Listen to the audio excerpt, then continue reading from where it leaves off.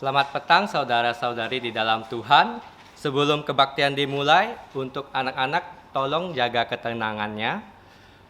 Sebelum juga dimulai, untuk yang membawa HP, dimohon untuk di silent dan mematikan suaranya agar tidak mengganggu jalannya kebaktian. Terima kasih. Mari kita mulai dengan menyanyikan pujian Tuhan berada di bait sucinya.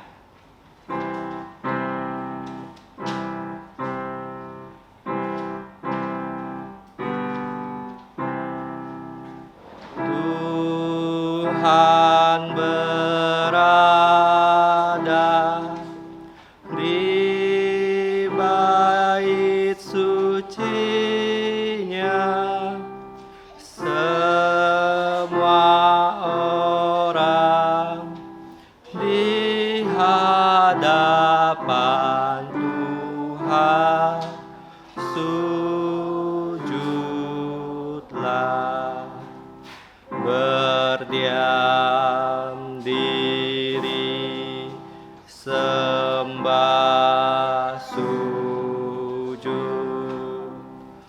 Amin. Mari bersatu teduh. Mazmur nomor 103 ayat 2. Pujilah Tuhan, hai jiwaku, dan janganlah lupakan segala kebaikannya. Amin. Saat teduh selesai, mari kita bangkit berdiri dan memuji Tuhan dengan pujian nomor 26. Pujian nomor 26, Mulia bagi Allah.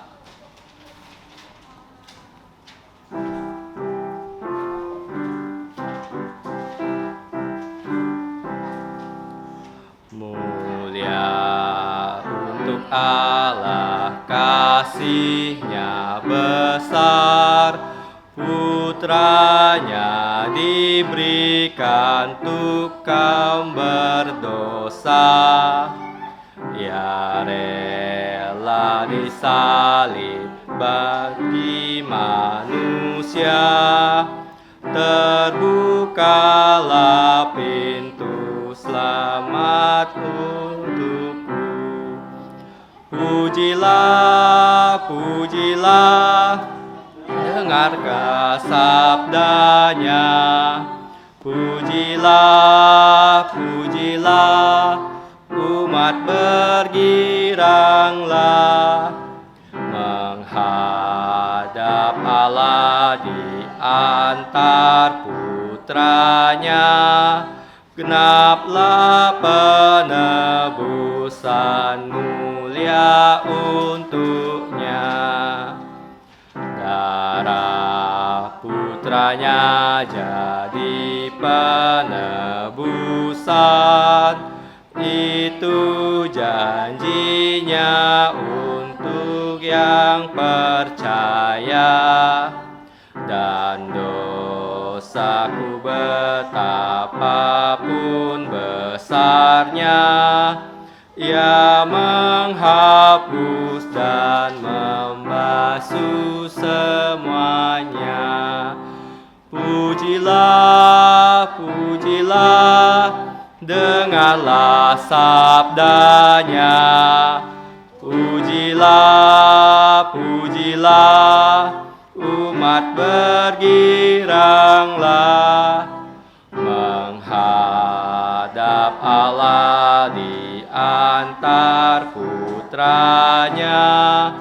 Genaplah penebusan mulia baginya. Ia mengajarkanku kebenarannya, sungguh senangku di dalam putranya. Amat sukacita tiada bandingnya, ketika aku melihat wajahnya. Pujilah, pujilah, dengarlah sabdanya.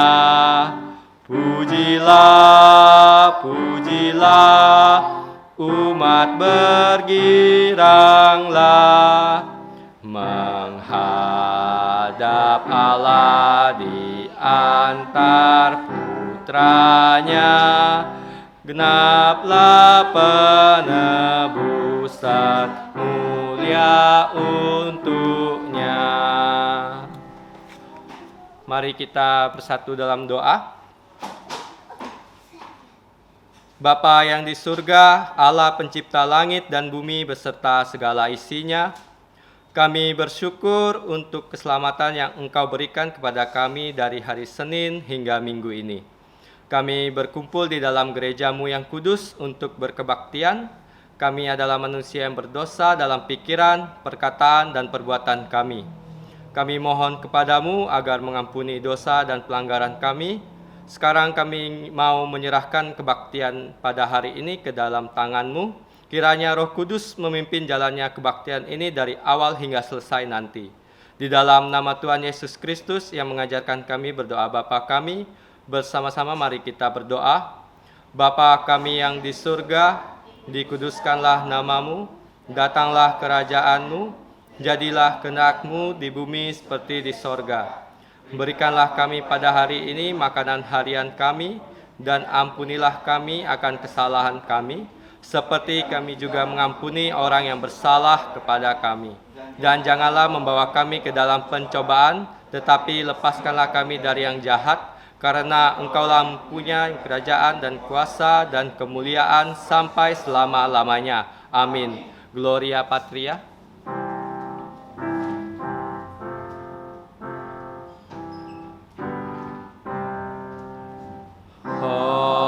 Hormat diberi untuk Bapa, Putra, dan Roh Kudus, dari mula sampai sekarang dan seterusnya.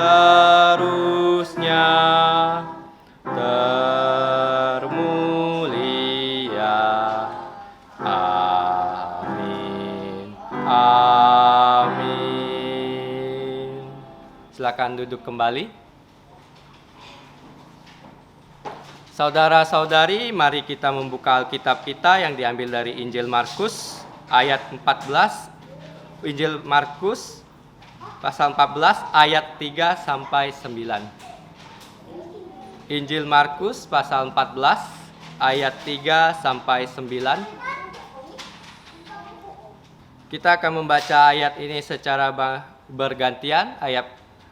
Ayat 3 akan saya bacakan, dan selanjutnya ayat 4 kalian jemaat yang baca, hingga 3 ayat terakhir kita baca bersama-sama.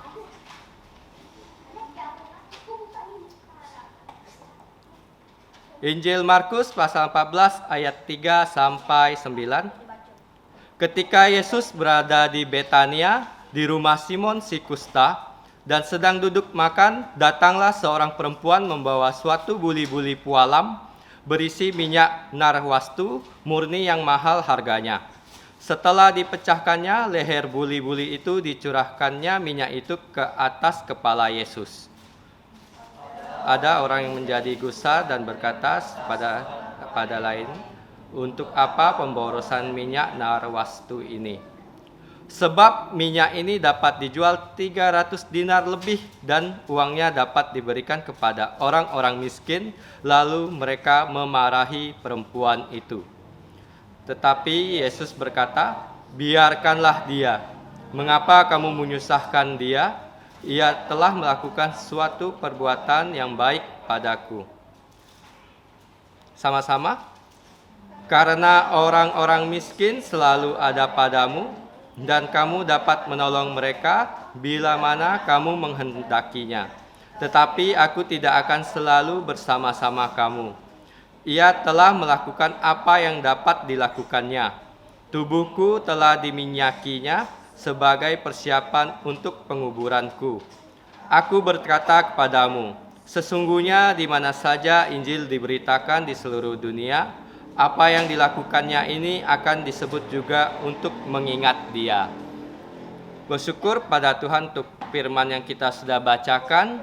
Selanjutnya kita akan menyanyikan pujian nomor 56, Hai semua ciptaannya. Pujian nomor 56, Hai semua ciptaannya.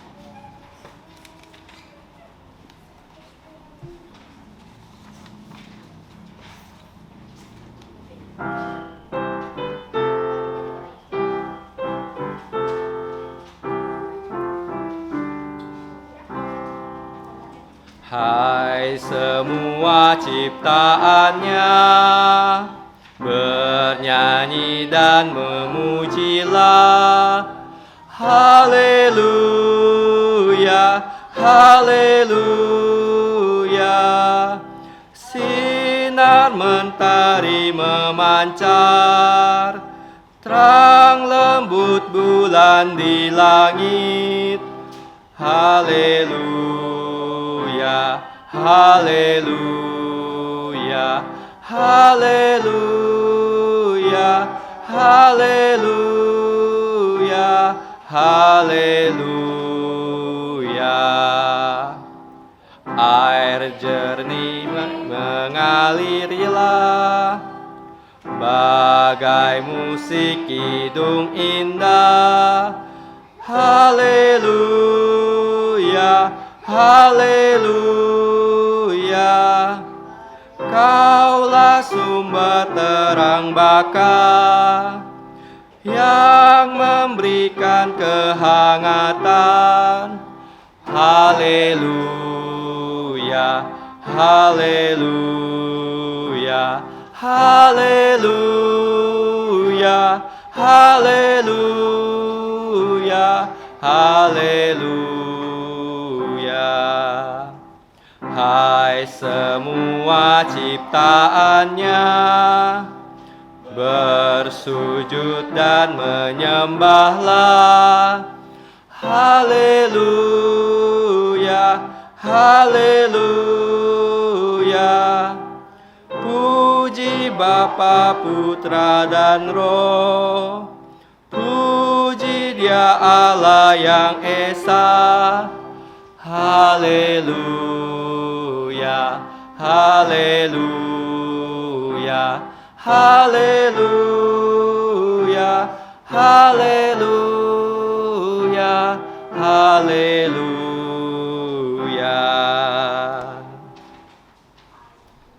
Mari kita lihat ayat hafalan yang terdapat di buletin di dalam kotak yang diambil dari Injil Markus pasal 14 ayat 9.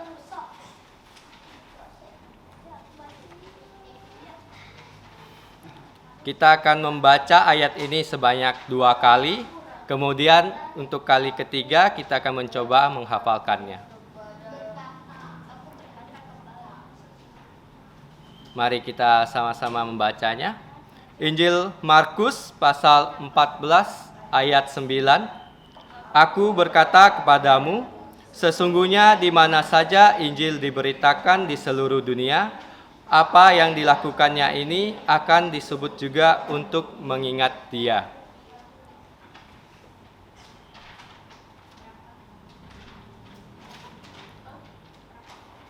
Mari kita baca yang kedua kali.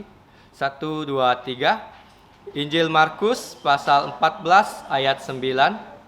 Aku berkata kepadamu, sesungguhnya di mana saja Injil diberitakan di seluruh dunia, apa yang dilakukannya ini akan disebut juga untuk mengingat Dia.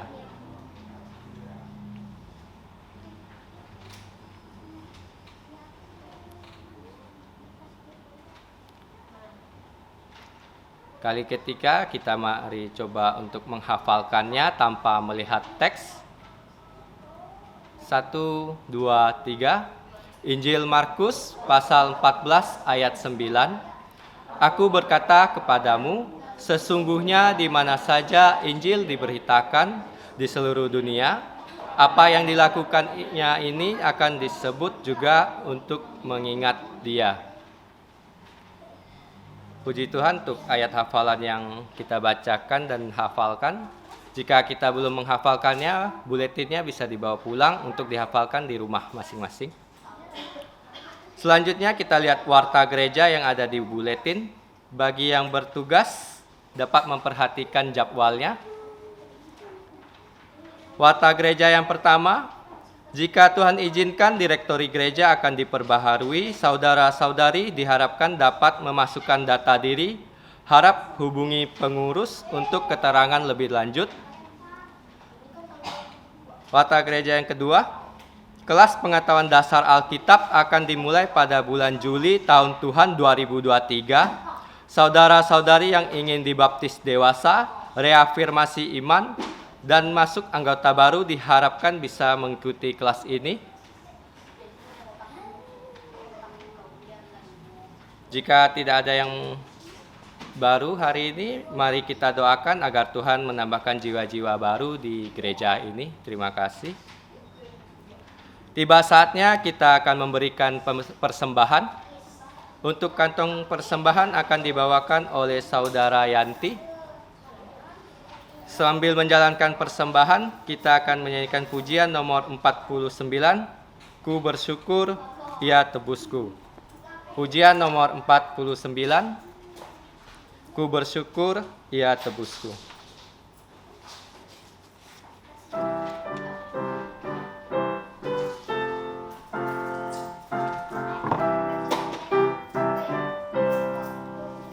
Ku bersyukur, Ia tebusku, ku diberi berkat limpah. Ku bersyukur, Ia sertaku dan beriku anugerahnya. Ku bersyukur saat indah atau saat susah pun, air mataku dihapusnya. Damai di jantungku, ku bersyukur Ia dengarku, meskipun tak terkabul. Waktu badai menerpaku, anugerahnya melimpah. Meski susah atau duka, Ia beriku penghiburan. Rahmat-Nya selalu sertaku, kasih-Nya iringiku. Ku bersyukur bunga mawar, meskipun ia berduri. Ku bersyukur diberkati, pengharapanku diberi. Ku bersyukur senang susah, damai di jantungku. Ia berikan pengharapan-Nya, ku bersyukur selamanya. Mari kita bangkit berdiri dan menyanyikan doksologi.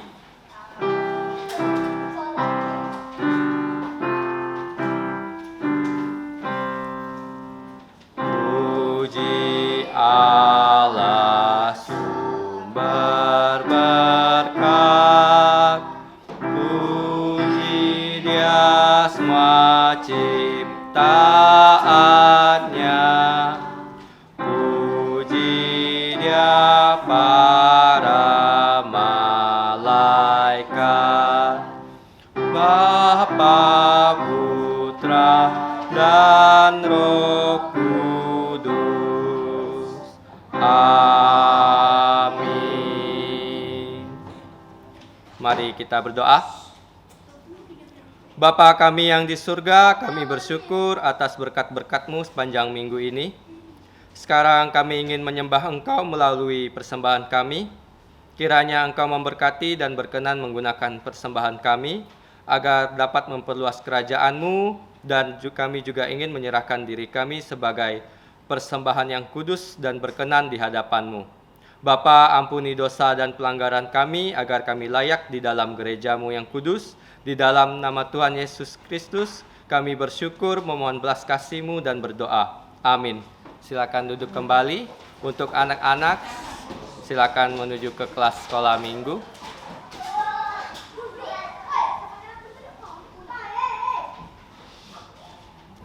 Selanjutnya kita akan mendengarkan firman Tuhan yang akan dibawakan oleh GSPI Peter Yoksan dengan tema Yesus adalah Sang Mesias. Kepada hambanya kami persilahkan. Saudara-saudari di dalam Tuhan Yesus Kristus yang saya kasihi, selamat malam. Saya akan membacakan dari Injil Tuhan Yesus dari perikop 186. Kalau kita mau membuka di Matius 26 ya, ayat 6 sampai 13. Tetapi ini merupakan gabungan bukan hanya Injil Matius tetapi Markus dan juga Injil Yohanes. Saya membacakan judul perikop ini adalah Maria dari Betania mengurapi Yesus yang adalah Sang Kristus atau Sang Mesias. Demikianlah bunyi firman Tuhan ketika Yesus berada di Betania, di rumah Simon si Kusta. Di situ diadakan perjamuan untuk dia dan Marta melayani, sedang seorang yang turut makan dengan Yesus adalah Lazarus. Datanglah seorang perempuan yang bernama Maria kepadanya membawa sebuah buli-buli ataupun botol pualam berisi setengah kati minyak wangi narwastu murni yang mahal harganya.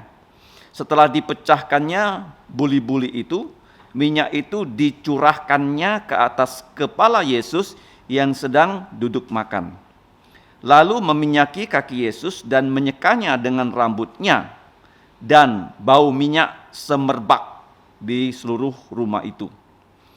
Melihat itu murid-murid gusar dan berkata seorang kepada yang lain, "Untuk apa pemborosan ini, minyak narwastu ini?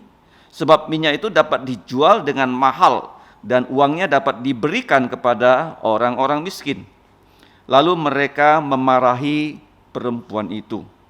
Tetapi Yudas Iskariot, ini dari Injil Yohanes, seorang dari murid-murid Yesus yang akan segera menyerahkan dia berkata, "Mengapa minyak narwastu ini tidak dijual 300 dinar lebih dan uangnya diberikan kepada orang-orang miskin?"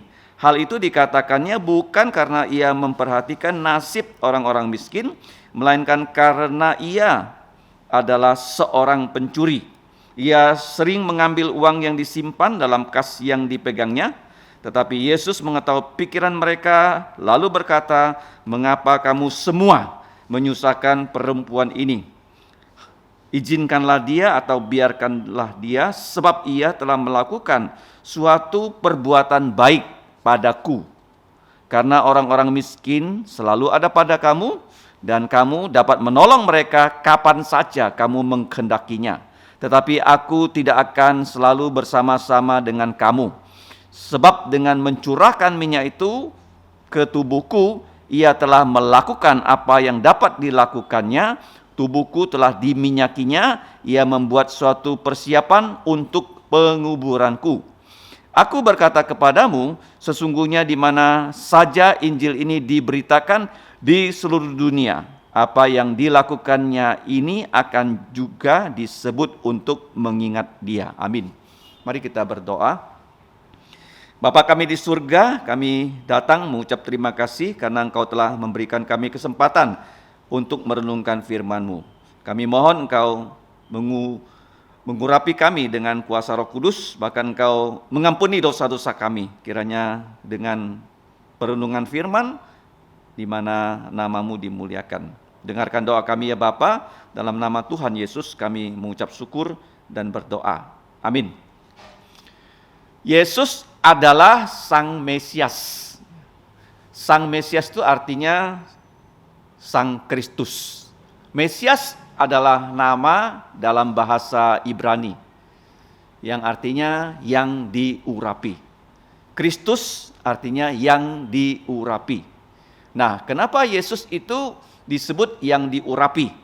Kita tahu bahwa nama-nama Yesus dan gelar-gelar Yesus di Alkitab itu lebih dari 365 nama dan gelar. Karena di dalam Perjanjian Lama ada 3 tugas ataupun 3 jabatan ataupun 3 pelayanan sebelum pelayan itu melayani harus diurapi, yaitu dituang kepalanya dengan minyak zaitun. Pelayanan apa saja? Yang pertama adalah nabi. Nabi adalah orang yang menegur orang yang berdosa. Itu nabi ya, tugas pertama dari nabi. Yang kedua, nabi juga diberi oleh Allah, yaitu rencananya sebelum rencana itu dilaksanakan. Ya, contohnya, sebelum air bah dihukumkan kepada dunia ini, Allah memberitahu kepada nabinya yang bernama Nuh bahwa bangunlah bahtera karena akan ada air bah.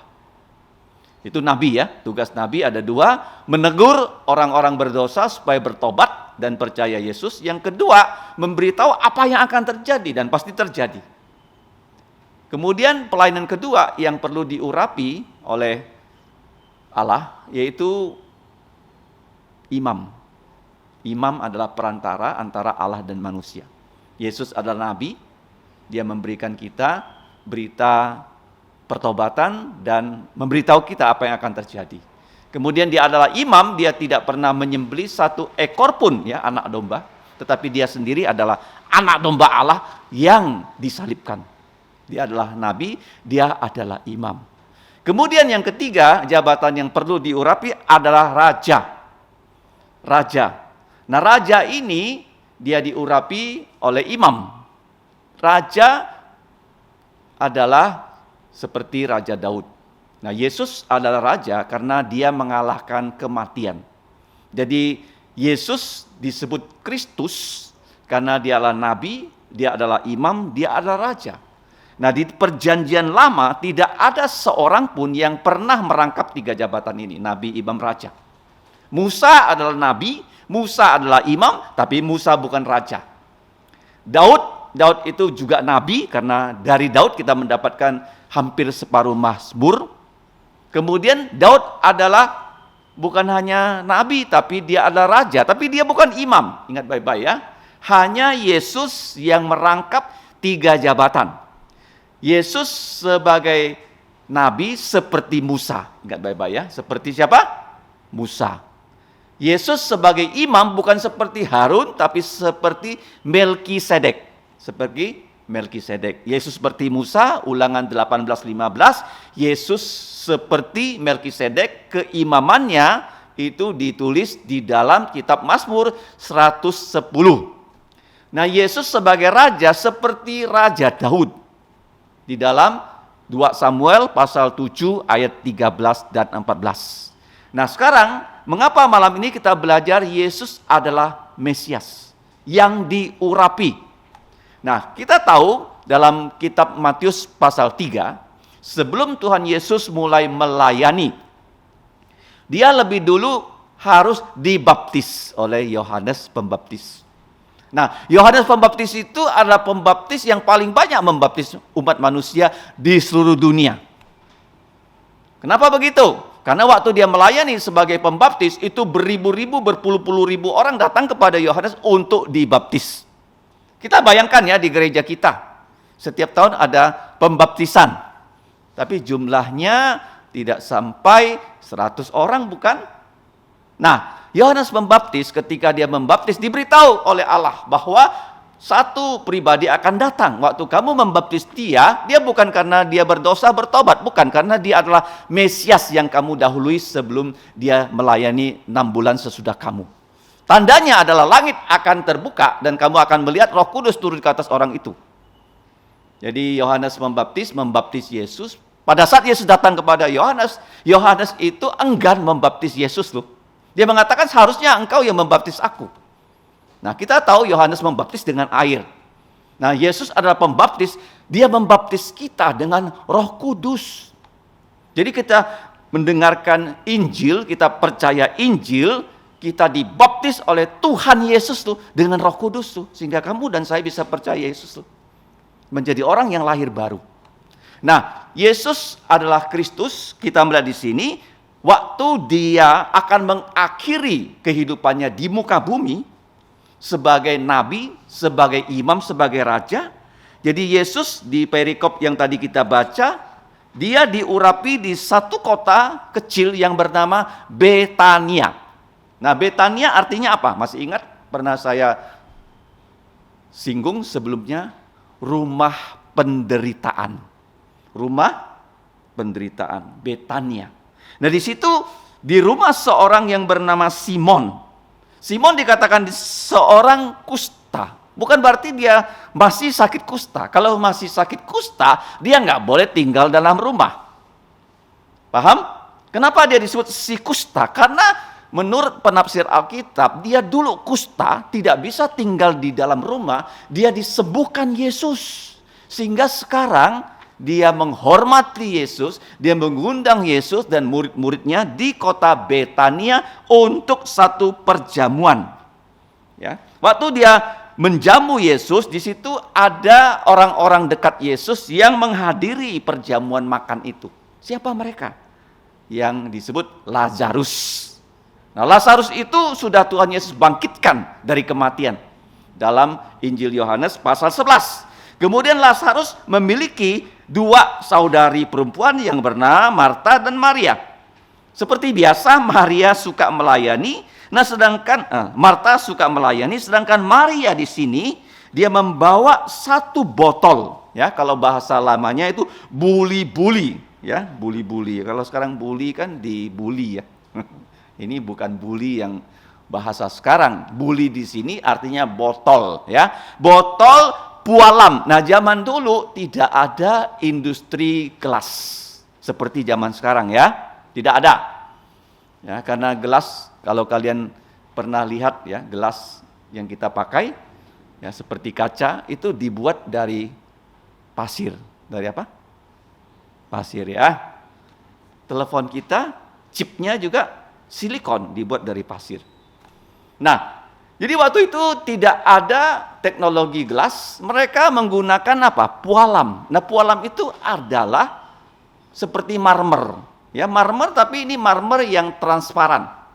Ya, transparannya. Jadi marmer itu dipahat, ya, dibuat jadi botol. Lah, kamu dapat bayangkan, ya, botolnya sendiri sangat mahal dan transparan. Isinya disebut minyak narwastu yang wangi dan murni. Nah, ini pelajaran pertama, ya. Tuhan Yesus memberikan kesempatan kepada Maria untuk menggunakan benda yang paling berharga, yang paling mahal yang dimiliki Maria untuk mengurapi dirinya. Apa itu narwastu? Narwastu itu suatu minyak wangi yang dibuat dari, ya, disebut nardis, ya. Tumbuh-tumbuhannya namanya nardis. Nardis ini adalah tumbuh-tumbuhan yang wangi sekali yang didapatkan dari India. Berarti kalau dari India sampai ke Timur Tengah itu perjalanannya jauh, harganya nanti kita lihat, ya, disebut oleh Yudas Iskariot. Nah, kamu bayangkan Yudas Iskariot bisa tahu, ya, harganya berapa. Kemudian Maria ini mengambil, ya, botol, ya, yaitu pualam, ya, botol marmer yang isinya itu sangat banyak loh, setengah kati. Ya, setengah kati, dan setengah kati ini minyak narwastu mahal, murni. Dipecahkannya buli-buli itu bukan berarti minyak itu botolnya dipecahkan begitu, bukan, ya. Ada bagian atasnya, kepalanya itu dipecahkan, ya, karena ditutup dengan baik, ya, supaya apa? Supaya tidak terjadi penguapan, ya. Keharumannya jangan sampai hilang, itu dipecahkannya. Kenapa begitu? Supaya begitu minyak ini dipecahkan, dia tidak bisa dipakai lagi. Artinya Maria ini melakukan hal itu satu kali untuk selama-lamanya. Jadi ketika minyak ini sudah dipecahkan, ya bagian atasnya, minyak itu dituangkan ke atas kepala Yesus yang sedang duduk makan. Nah, kita melihat di sini, Yesus itu pertama dibaptis oleh Yohanes Pembaptis. Tapi sekarang, beberapa hari sebelum dia disalibkan, di dalam Injil Tuhan Yesus ini disebut pada hari Rabu. Dia diurapi oleh Maria, dan ketika minyak itu turunnya dari kepalanya Tuhan Yesus sampai ke kakinya loh. Karena setengah kati minyak itu, bukan sedikit sekali. Parfumnya itu bukan botolnya kecil, tapi setengah kati. Jadi minyak itu turun ya. Waktu itu Yesus sedang duduk makan. Nah, waktu zaman dulu orang Yahudi kalau makan itu seperti sekarang kita ke restoran yang ada mejanya kecil dan duduknya lesehan. Duduknya apa? Lesehan ya, tidak seperti tempat makan kita yang bangkunya tinggi dan mejanya tinggi. Ya, mereka hanya ada meja tapi mereka duduk melantai. Jadi waktu minyak itu ya dari kepala Yesus ya mengalir ya sampai ke kakinya. Nah, dia menggunakan rambut juga menyeka kakinya Yesus. Nah, kenapa Maria melakukan hal seperti itu? Karena Maria dia pernah ditolong oleh Tuhan Yesus. Sehingga waktu Yesus ya sampai di kota Betania dan melalui Roh Kudus dia digerakkanlah untuk melakukan hal ini. Nah, dalam pelayanan kita melayani Tuhan, kita diberi kesempatan untuk melayani. Peristiwa ini bukan terjadi secara kebetulan. Misalnya pada saat ini sekarang kita bisa melayani Tuhan dalam kapasitas apapun loh. Hal-hal yang kecil, misalnya hanya ya membagikan ini warta gereja. Kelihatannya kecil. Tetapi kalau itu yang dituntun oleh Tuhan, maka apa yang terjadi di sini, itu semuanya sudah di dalam rencananya Tuhan Yesus. Nah, waktu Maria setelah dia mengurapi ya Tuhan Yesus, dikatakan di sini minyak itu ya sampai mengharumi bukan hanya tempat mereka berada, di seluruh rumah itu loh. Berarti minyaknya itu sangat banyak dan sangat wangi. Ini pertama pelajarannya, Tuhan Yesus memberikan kesempatan kepada Maria untuk mengurapi dirinya. Yang kedua, kita lihat apa yang terjadi. Kalau kita melayani Tuhan, biasanya kita menghadapi hambatan. Tidak gampang ya kita melayani Tuhan. Contohnya, kita mau ya banyak orang datang ke kebaktian. Tapi setiap kali kita menghubungi mereka, ada-ada saja mereka tidak bisa datang. Ya kan? Kita nggak tahu ya kenapa seperti itu. Ya, tapi di sini kita lihat ya waktu Maria dia melakukan hal yang baik ya karena Yesus sebentar lagi akan disalib, dia justru ya diserang oleh murid-murid Yesus yang harusnya ya bersyukur loh. Orang ini melakukan hal yang harus terjadi. Nah, murid-murid Yesus bukan hanya satu orang tidak setuju, boleh dikatakan di sini mereka satu persatu berkata kepada satu dengan yang lain, kenapa ini dilakukan? Kenapa Yesus tidak mencegah Maria ini melakukan pemborosan? Minyak ini sangat mahal, kalau dijual bisa diberikan kepada orang miskin. Kemungkinan besar pada zaman itu banyak orang miskinnya. Dan sedikit sekali orang yang mau membantu orang miskin. Seperti di Indonesia, orang miskinnya lebih banyak daripada orang yang punya uang. Kalau kita pergi katakanlah di kota besar, di kota kecil orang yang tidak punya uang, biasanya mereka meminta belas kasihan ya di pinggir-pinggir jalan kan, di lampu-lampu merah. Kadang-kadang mereka berpakaian seperti badut. Ya, kalau kita melihat ya pakaian badut dalam cuaca yang panas, sangat panas sekali. Tapi itu masih mending lah dibandingkan di Jakarta. Saya melihat orang disiram dengan cat menjadi manusia silver. Ya kan? Berapalah dia dapatkan uang dari orang. Ya kan? Jadi orang-orang miskin itu selalu ada pada masyarakat. Walaupun masyarakat itu sangat maju. Bahkan negara-negara yang kaya sekalipun ada orang miskin di sana. Mereka mengatakan lebih baik ya minyak ini yang sangat mahal diberikan kepada orang miskin setelah uangnya dijual. Kamu tahu nggak waktu Yesus lahir, Tuhan Yesus diberi hadiah yang paling mahal loh oleh orang Majus loh, yaitu emas. Sehingga Yesus bisa dibawa oleh Yusuf mengungsi ke Mesir. Kalau nggak ada emas tuh, nggak mungkin Yesus bisa ke Mesir, ke luar negeri. Diberi kemenyan, diberi mur, itu hadiah-hadiah yang mahal. Tapi di sini Yesus ya, kamu tahu nggak? Sebenarnya semua minyak ya yang ada di dunia ini yang mahal itu miliknya Yesus tuh. Tapi dia hanya menggerakkan satu wanita yang menyimpan minyak ini. Nanti kita akan lihat berapa harganya untuk mengurapi Yesus. Jadi waktu Maria ini diserang, nah yang kedua Tuhan Yesus membela dia. Yang pertama Yesus mengizinkan Maria mengurapi dia dengan minyak yang mahal. Yang kedua Yesus membela Maria.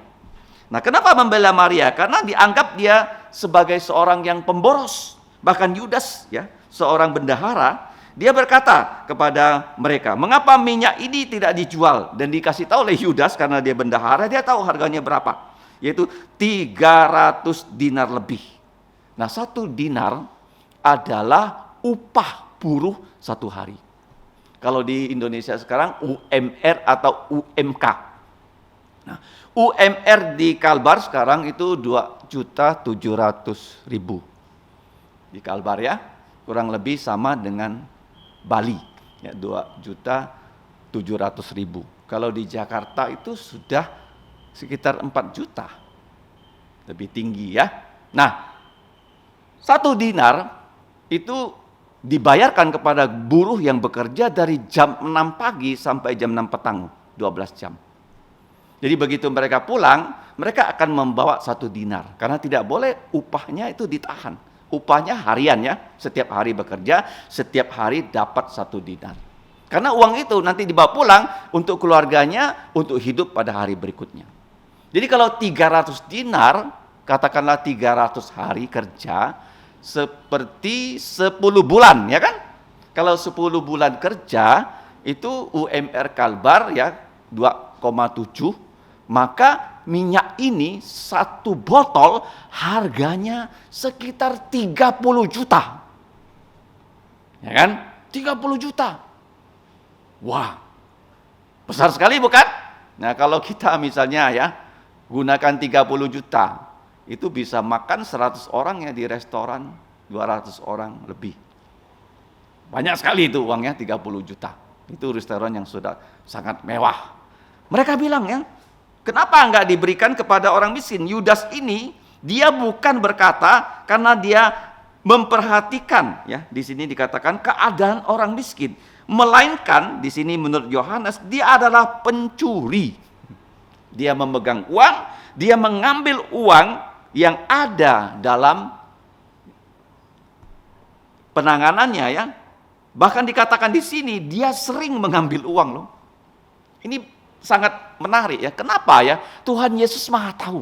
Dia punya bendahara yang selalu mengambil uang perbendaharaan. Kenapa Tuhan Yesus tidak langsung menghukum, menghakimi dia loh? Yudas tuh. Bahkan sampai terakhir ya Yesus memberikan kesempatan dia bertobat. Dia nggak juga bertobat. Ya kalau zaman sekarang kan KPK tahu orang korupsi langsung saja ditangkap kan? Betul nggak? Kenapa Yesus ya selama 3,5 tahun tahu Yudas sering mengambil uang tapi dia tidak langsung ditangani.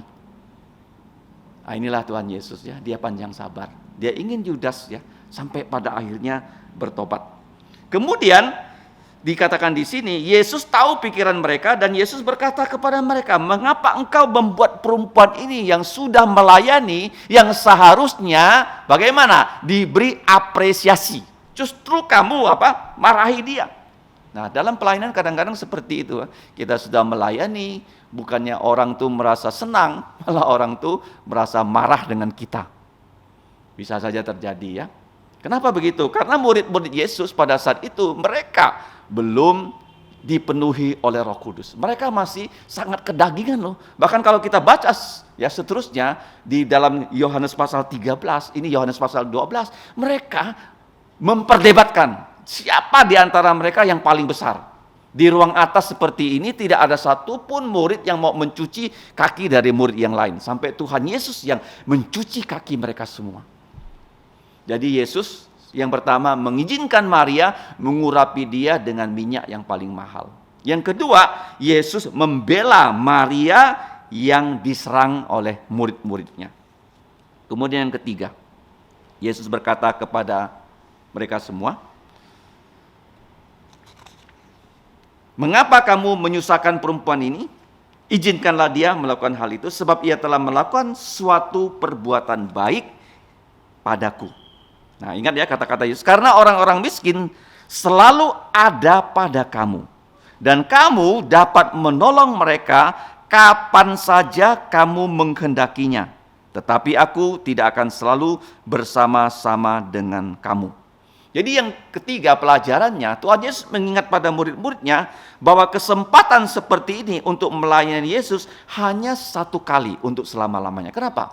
Karena kita tahu sebelum Yesus disalib, dia mengizinkan ini terjadi karena Tuhan Yesus sebagai Mesias, pertama tadi saya sudah katakan diurapi dengan pembaptisan oleh Yohanes Pembaptis. Tapi kali ini dia diurapi dengan minyak loh. Yang mengurapi Yesus dengan minyak, dia bukan siapa-siapa. Dia seorang wanita. Nah, ada orang bertanya kenapa sampai Maria ini begitu mencintai Yesus? Karena Maria ini sebelumnya, kalau kita perhatikan dalam Injil Lukas pasal 7 ayat 37, mari kita buka. Di situ disebutkan ada seorang wanita yang mengurapi Yesus, tapi tidak disebut siapa namanya. Kenapa wanita ini mengurapi Yesus seperti itu? Itu ada latar belakangnya. Waktu Yesus berada di rumah seorang yang juga bernama Simon, tapi bukan mantan orang sakit kusta, tetapi dia adalah seorang Farisi. Lukas 7 ayat 36. Seorang Farisi mengundang Yesus untuk datang makan di rumahnya. Yesus datang ke rumah orang Farisi itu lalu duduk makan. Nah, di kota itu ada seorang perempuan yang terkenal sebagai orang berdosa. Ketika perempuan itu mendengar bahwa Yesus sedang makan di rumah orang Farisi itu, datanglah ia mengambil sebuah buli-buli berisi minyak wangi. Sambil menangis ia pergi berdiri di belakang Yesus dekat kakinya. Nah, ini bukan mengurapi kepalanya. Ia membasahi kaki Yesus itu dengan air matanya dan menyekanya dengan rambutnya. Kemudian ia mencium kakinya Yesus dan meminyakinya kakinya Yesus dengan minyak wangi itu. Ketika orang Farisi yang mengundang Yesus melihat hal itu, ia berkata dalam lubuk jantungnya, jika Yesus ini seorang nabi, tentu ia tahu siapa dan apakah orang perempuan yang menjamahnya ini. Tentu ia tahu bahwa perempuan ini adalah seorang berdosa. Nah, jadi kamu lihat seorang yang berdosa di sini adalah kata-kata halus dengan dia adalah seorang wanita tunasusila. Jadi kita tahu bahwa seorang tunasusila seperti Rahab, Tuhan Yesus bisa membuat orang yang paling dibenci masyarakat, disebut sampah masyarakat, bertobat. Jadi kamu bayangkan Maria yang telah diselamatkan Yesus. Dia ingin sekali berterima kasih pada Tuhan Yesus. Dan Tuhan Yesus memberikan kesempatan kepada dia, karena Yesus datang di kota tempat tinggal Maria, Betania. Dan Maria menggunakan kesempatan yang terakhir ini karena beberapa hari lagi Tuhan Yesus harus disalibkan di hari raya Paskah. Nah, jadi pelajaran yang berikutnya, Tuhan Yesus berkata kepada kita bahwa perbuatan Maria ini itu perbuatan yang baik kepada Tuhan Yesus, dan sedangkan orang miskin kapan saja kita mau, kita bisa membantu orang miskin. Tetapi Yesus tidak akan selama-lamanya secara fisik bersama-sama dengan para murid. Ayat 12, sebab dengan mencurahkan minyak itu ke atas tubuhku, ia telah melakukan apa yang dapat dilakukannya, tubuhku telah diminyakinya. Ia membuat satu persiapan untuk penguburanku. Ini penting Yesus sudah 5 kali berkata pada muridnya, dia akan ditangkap, dia akan disalibkan, dan dia akan mati, tetapi pada hari ketiga dia akan bangkit. Nah, kalau kita melihat di sini, waktu Yesus berkata demikian, Kejadiannya terjadi di hari raya Paskah. Nah, hari raya Paskah di gereja sekarang diperingati sebenarnya di gereja mula-mula setiap hari Minggu loh. Setiap hari Minggu kita pada zaman dulu kala gereja pasti ada perjamuan kudus tuh, bukan 1 bulan sekali. Ya, pada hari Minggu selalu ada perjamuan kudus. Nah, perjamuan kudus itu kenapa begitu? Karena itu menggantikan perayaan Paskah. Mereka menyembelih anak domba yang usianya 1 tahun. Ya, anak domba setelah disembelih, anak domba itu tidak boleh dipatahkan tulangnya, hanya boleh dibakar, dimakan dagingnya. Kalau tidak selesai dimakan dagingnya, harus dibakar habis, tidak boleh tulangnya patah. Dan anak domba itu harus diambil ya dari kandangnya, dibawa ke rumah selama 4 hari. Mereka harus memperhatikan anak domba ini yang usianya 1 tahun, tidak ada cacat. Dan kalau kita yang mengambil anak domba di rumah, pasti kita sayang sekali dengan anak domba itu. Karena anak domba itu begitu cute, pasti orang senang dengan anak domba. Ya seperti Tuhan Yesus, dia sudah 3,5 tahun melayani. Selama 4 hari, anak domba ini diamati, tidak ada cacat, tidak ada celah. Pada hari Paskah, dalam kitab Keluaran pasal 12, pada bulan Nisan, tanggal 14, harus disembelih. Dan darahnya dioleskan di ambang pintu, supaya apa? Ketika tengah malam ada malaikat pencabut nyawa, anak-anak sulung di rumah orang yang ada darah anak domba tidak akan mati. Kalau tidak ada, semuanya mati. Jadi terjadi Paskah ini yang pertama kali di Mesir. Dengan Paskah yang pertama itu, maka orang Israel dibebaskan ya dari perbudakan di Mesir yang sudah berlangsung 400 tahun. Jadi dengan Paskah ini, Tuhan Yesus membebaskan kita dari dosa. Tapi bukan dengan darah anak domba, tapi dengan darahnya yang mengalir di atas bukit Golgota. Kalau kita lihat ya, Paskah ini sangat signifikan. Dalam gereja sekarang kita gantikan Paskah orang Yahudi dengan perjamuan kudus. Roti melambangkan tubuh Yesus yang tidak ada dosa. Kemudian anggur melambangkan darah Tuhan Yesus yang sudah tercurah. Makanya saya sering katakan orang Tionghoa suka warna merah, bukan? Kenapa warna merah? Karena warna merah itu melambangkan darah. Artinya begini, saya punya kesalahan itu jangan dihukumkan kepada saya. Tapi saya mengambil binatang korban, saya limpahkan kesalahan saya kepada binatang korban. Saya sembelih binatang korban ini, darah dialirkan dari binatang korban, sehingga saya tidak mati, tapi binatang korban ini mati. Makanya warna orang Tionghoa itu merah, darah. Jangan sampai saya mati, tapi binatang korbannya mati. Tapi darah binatang tidak bisa menghapus dosa. Dosa kita hanya bisa dihapus dengan darah Tuhan Yesus. Makanya ini Paskah paling signifikan. Kenapa begitu? Kalau kita simak di Perjanjian Lama, Paskah-Paskah yang signifikan itu ada waktunya. Yang pertama, tadi saya sudah katakan terjadi di Mesir. Ya, pada saat orang Israel keluar dari Mesir, Keluaran 12, tolong dicatat. Keluaran 12. Kemudian berikutnya, mereka sudah sampai di Bukit Sinai. Mereka merayakan Paskah lagi, bukan di Keluaran 12, tapi di dalam kitab Bilangan pasal 9. Bilangan pasal 9. Itu yang kedua kali ya. Pertama di Mesir, yang kedua di Gunung Sinai. Kemudian yang ketiga, mereka sudah masuk ke tanah perjanjian, ya, di bawah kepemimpinan Yosua. Kamu bisa baca di Yosua pasal 5. Sudah ketiga kali ya, Paskah signifikan. Berbeda waktu, berbeda tempat. Pertama di Mesir, kedua di Gunung Sinai, di padang belantara, ketiga sudah di tanah perjanjian, tanah yang berlimpah susu dan madu. Paskah keempat yang signifikan di zamannya Raja Hizkia. Dalam 2 Tawarik 30. Kenapa? Karena sebelumnya 10 suku kerajaan utara tidak boleh merayakan Paskah. Karena raja mereka tidak mengizinkan mereka pergi ke Yerusalem untuk merayakan Paskah. Paskah itu hanya dilakukan oleh kerajaan Yehuda selama beratus-ratus tahun. Tapi ketika kerajaan utara ini diruntuhkan, maka Hizkia melihat kesempatan itu, dia mengadakan Paskah untuk seluruh bangsa Israel. Dalam 2 Tawarik pasal 30. Itu Paskah signifikan yang keempat. Pasca signifikan yang kelima dilakukan oleh Raja Yosia, 2 Tawarik pasal 35. Ya, Raja Yosia adalah raja yang sebelum dia lahir sudah dinubuatkan akan lahir Raja Yosia yang akan bagaimana meruntuhkan mesbah-mesbah Baal. Raja Yosia adalah raja yang melakukan yang namanya reformasi. Nah, yang keenam pasca signifikan itu dicatat dalam Ezra pasal 6. Kita tahu ya, mereka sudah dibuang ke Babel selama 70 tahun, mereka dibawa kembali loh ke tanah perjanjian. Jadi di Ezra pasal 6 mereka melakukan perayaan Paskah setelah mereka dibuang.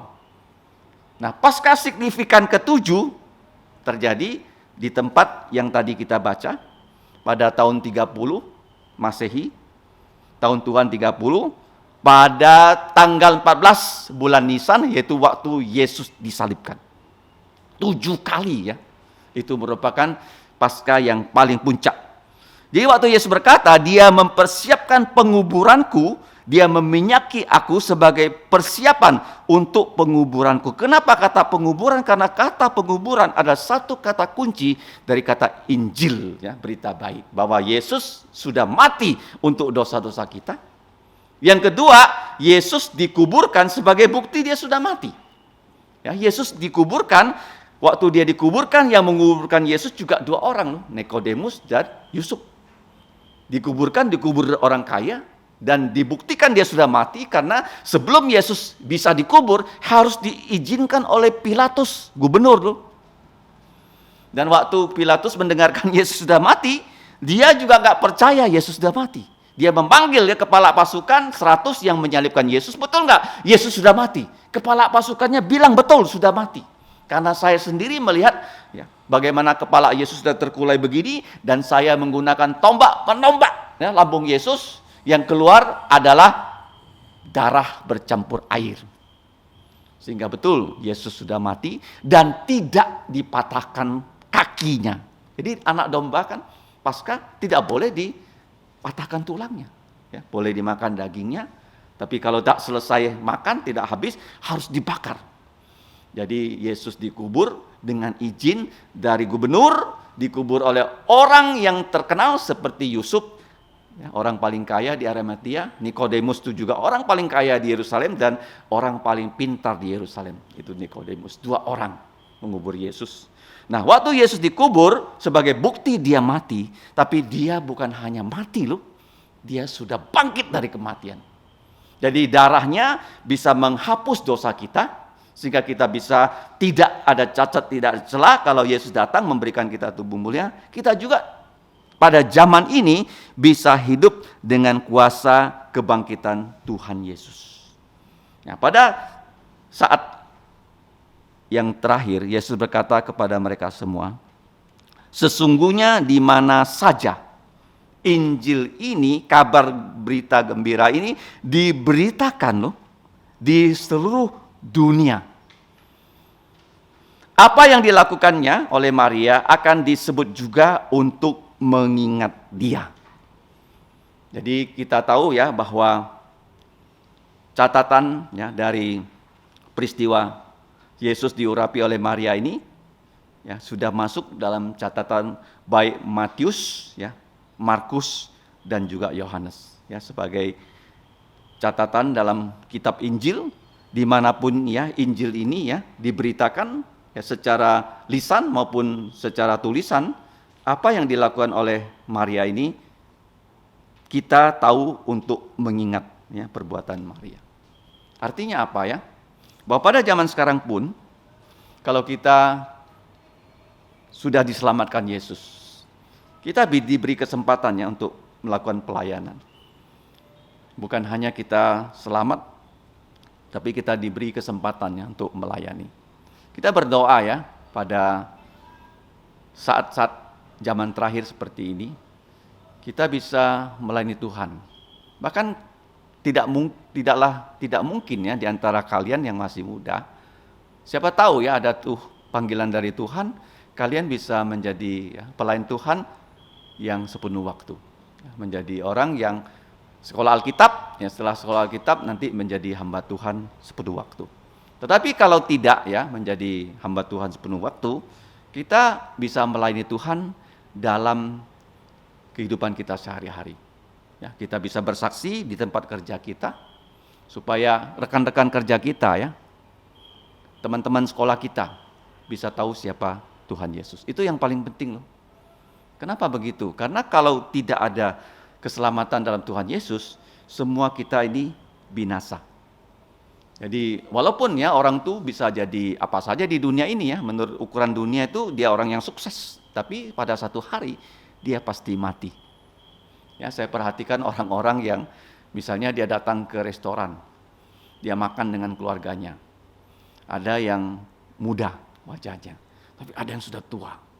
Kadang-kadang orang datang ya dengan keadaan yang tidak terlalu sehat ya, dia didorong dengan kursi roda, keluarganya membawa dia makan di restoran. Ya, walaupun ya kondisi kita seperti apa saat ini, tapi satu saat kita akan tua, kita akan mati. Nah, kalau kita sampai ya mati dan orang itu tidak percaya Yesus, maka apa yang terjadi? Dia akan binasa selama-lamanya. Makanya di sini penting sekali kita mengingat apa yang Maria ini lakukan sejalan dengan pengabaran Injil di seluruh dunia yang kita mulai ya dari keluarga kita. Ya, janganlah kita bosan-bosan berdoa untuk keluarga kita yang belum percaya Yesus. Ya, karena mengabarkan Injil sebenarnya bersaksi seperti Maria. Kenapa dia sampai berbuat ya perbuatan yang menurut orang dunia itu adalah perbuatan yang gila. Ya, uang 30 juta minyak wangi yang begitu mahal dituangkan kepada Yesus ya. Terlalu boros. Tapi sebenarnya bukan, karena dia mengurapi Yesus seperti Yesus katakan untuk persiapan penguburannya. Waktu Yesus dikubur, ya kita tahu tubuh Yesus pun ya diberi rempah-rempah oleh orang yang bernama Yusuf dan Nikodemus. Sehingga tubuhnya itu ya walaupun 3 hari dalam kubur itu tidak jadi busuk ya, karena sudah diberi ya rempah-rempah ya membuat tubuh Yesus tidak busuk, sehingga waktu dia bangkit ya kita tahu Tuhan Yesus ya memiliki tubuh yang mulia. Jadi kita sudah belajar 3 hal ya dari pelajaran Yesus Sang Mesias. Dia diurapi oleh Yohanes Pembaptis dengan air, tapi di sini dia diurapi oleh seorang perempuan loh. Kenapa sampai begitu? Kemungkinan besar perempuan ini orang yang sangat ya, getir kehidupan sebelumnya. Tapi ditolong oleh Tuhan Yesus sehingga dia tahu berterima kasih pada Tuhan Yesus. Kita semua juga orang berdosa. Kita sudah ditolong Tuhan Yesus.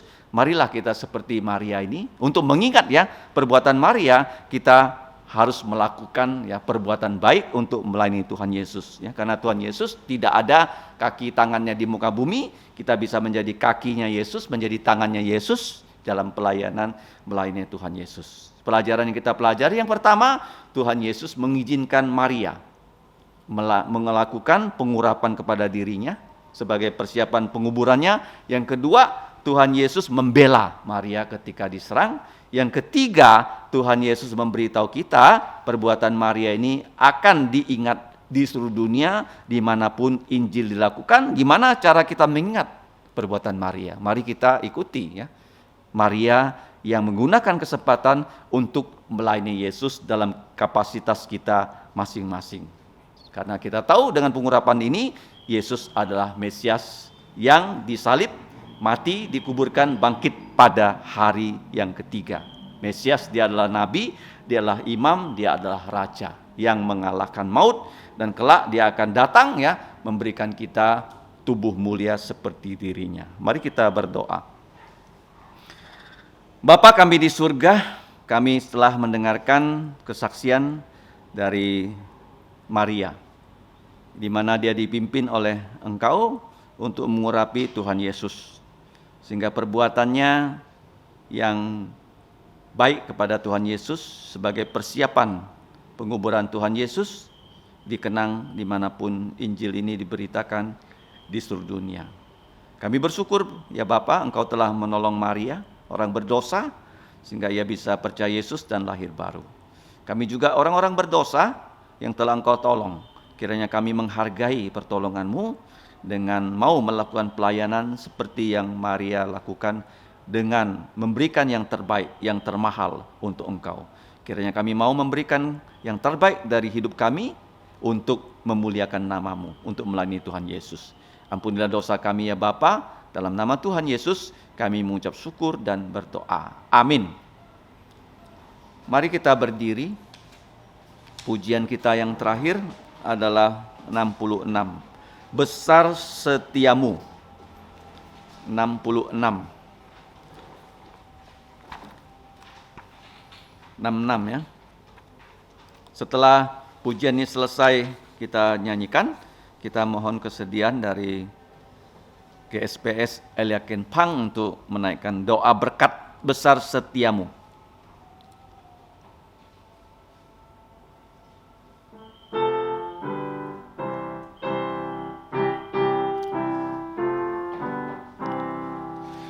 Besar setiamu Allah Bapa-Ku, besarlah kasih-Mu yang melimpah, tiada kurang dan tidak berubah, sempurna dan tetap selamanya.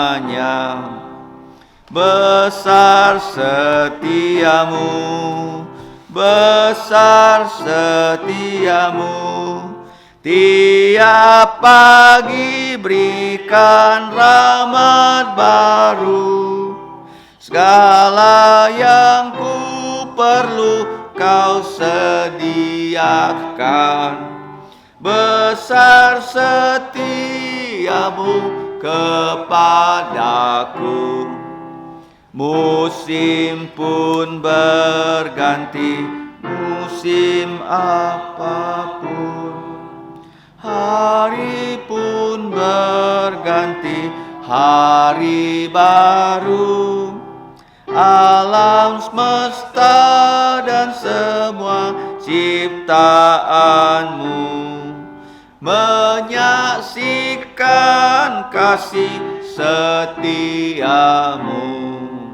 Besar setiamu, besar setiamu, tiap pagi berikan rahmat baru, segala yang ku perlu Kau sediakan.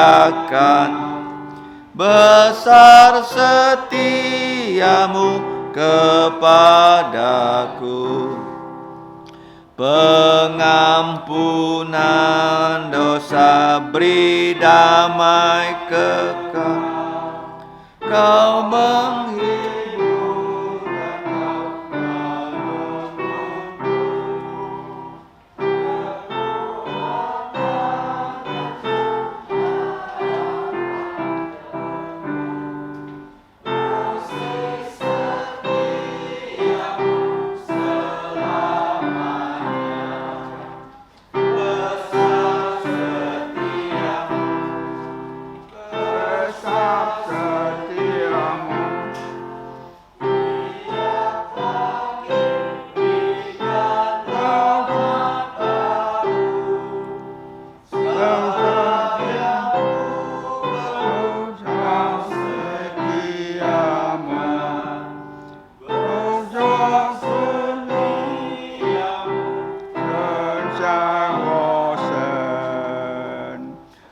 是个人人站错学结束跟不阿麦起比，是个良书由圣经里面所允许祝福。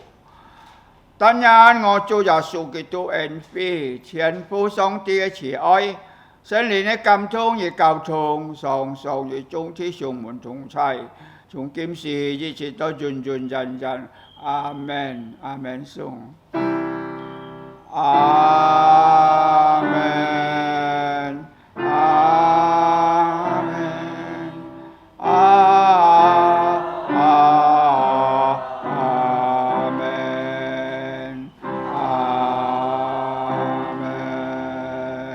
向求灭道三非人上帝祝福大家，最後時間來唱人做師傅。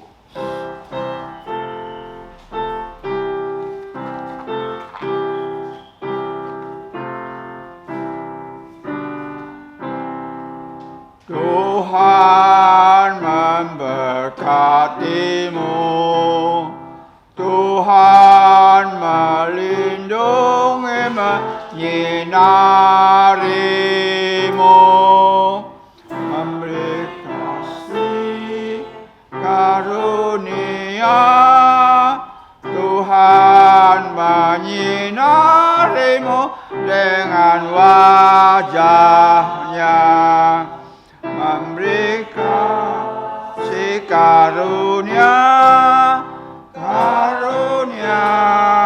damai sejahtera diberi